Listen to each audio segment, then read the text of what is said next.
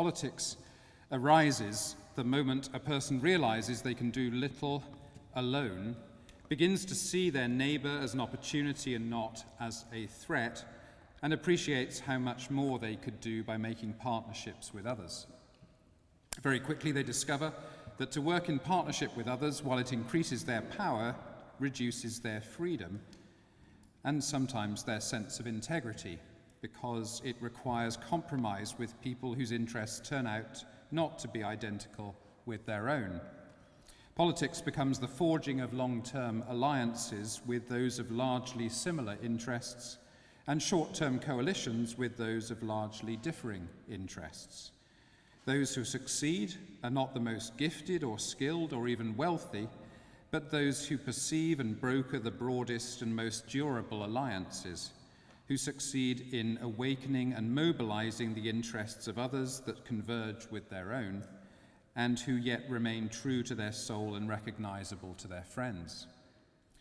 Christians are always going to find themselves in creative tension with this conventional portrayal of politics.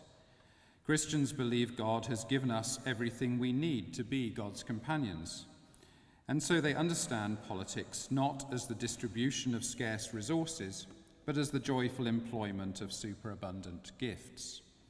If we experience life as scarcity, it's not because God hasn't given enough, but because either we haven't harnessed, put to use, and enjoyed all that God has given us, or others have prevented us from doing so.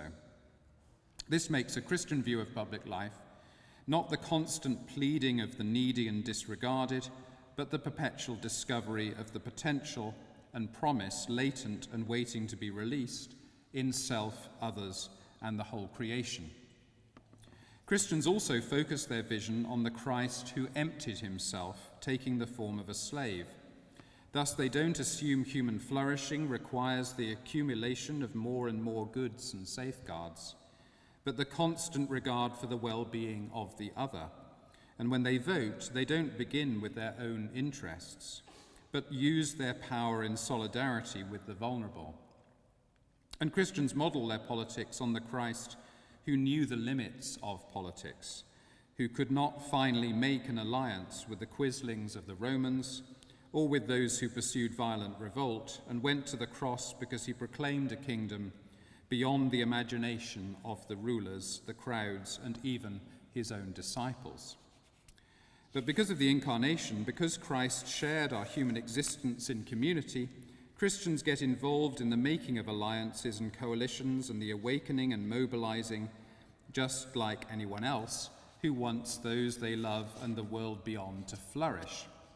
Christians resist any superior air of wistful nostalgia because they are sinners as much as anyone else, and they don't suppose the realities of politics have any golden dawn to look back upon when it was bliss to be alive and to be young was very heaven.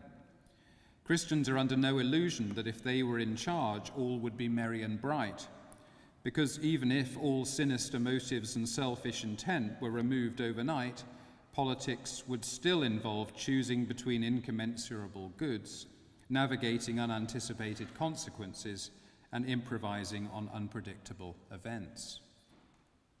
In February, the House of Bishops of the Church of England issued a pastoral letter on the 2015 general election called "Who is My Neighbour?" They're concerned that many in society are isolated and that many have become cynical and apathetic towards politics in general. They're aware that the churches are among the most influential intermediate institutions in civil society that can awaken and mobilize people in a spirit of mutual benefit and shared wisdom. They identify a number of areas where public discourse seems to fall short of the politics to which they, as bishops, aspire.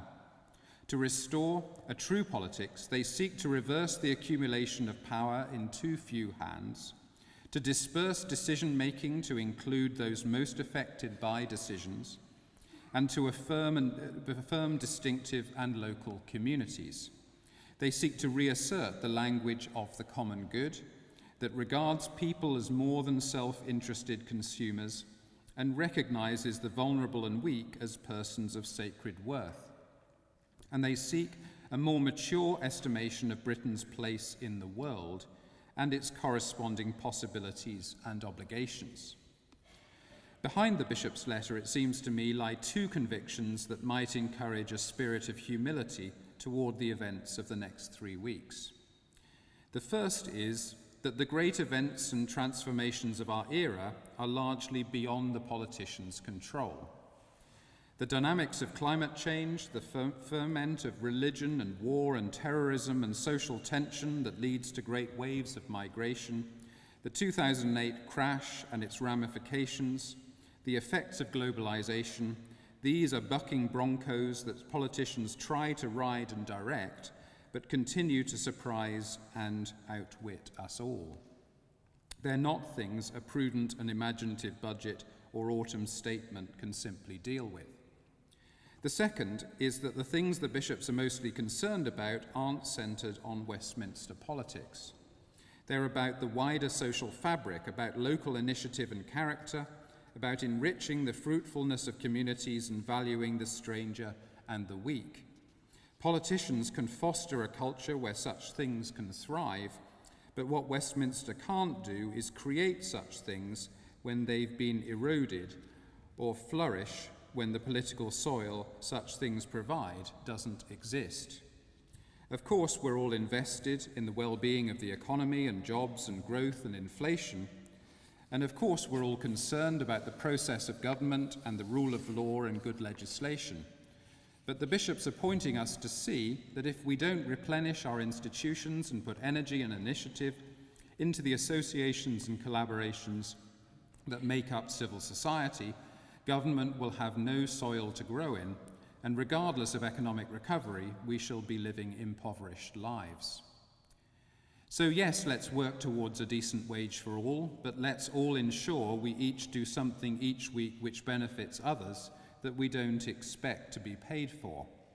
Yes, let's protect public services, but let's make sure we each know our neighbours and their children and don't assume it's just the school and the social worker's job to make sure the family next door are okay. Yes, let's ask our politicians to work towards a sustainable immigration policy, but let's also work with our faith community or community centre or sports club to create a space of hospitality for those trying to make a new life in a sometimes hostile climate. How do we do a politics for the common good? We can't expect politicians to make a better world or make us better people. Doing a politics of the common good means starting at the bottom, building coalitions, alliances and associations across communities of interest and identity, awakening and mobilizing energy around common concerns and issues, and bringing in national politics when our local initiatives invite and require it. That's what the Jubilee 2000 campaign did, and that's how it became the envy of every political party. Politics begins when you realize if you want power, you have to work together and find common goals. Politics comes alive when you feel within you and see around you the empowerment that comes from a valley of dry bones, starting to sing and dance with the energy of making a difference and bringing about change. The common good doesn't mean handing the new government on a platter a raft of policies that are sure to work.